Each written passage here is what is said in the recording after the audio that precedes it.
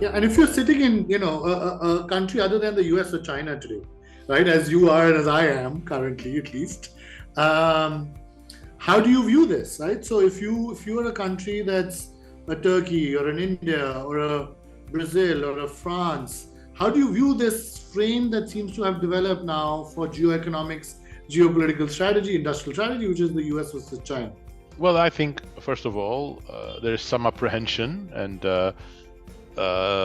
lack of complete understanding of the implications of this new rivalry.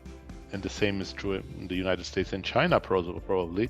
But also, and I have been to several countries over the last few years talking about these issues. And what I see is most politicians and business leaders are asleep at the wheel. They deal with more immediate concerns. What's going to happen in the next election? What will happen to the inflation rate, or this or that current crisis they have to deal with? But Yeah.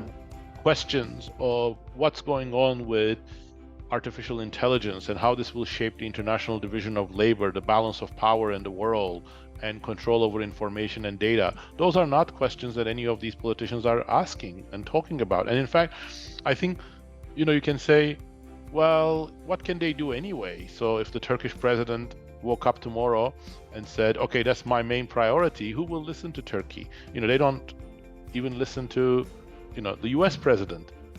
So, but, these are common issues. India, Turkey, Indonesia, Mexico, Brazil, they should come together. There are critical questions that are relevant for the entire emerging economies, and they need to develop a voice in global affairs on the issue of technology. No, absolutely. And that was one of the main thrusts of my argument. I tried to write it from a global standpoint. And I said that unlike, there was a great game between Britain and Russia that played out 150 years ago in Central Asia. And while that was a regional game, I argue that now this is a global game and other countries cannot see this or allow this to be seen as a US-China battle alone, because this has implications for every country.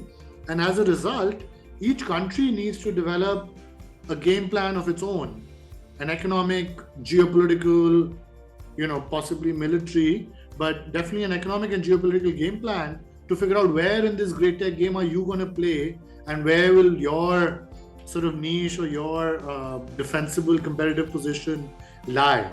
Or even more importantly, how can you avoid being swept involuntarily by these gales? Absolutely correct.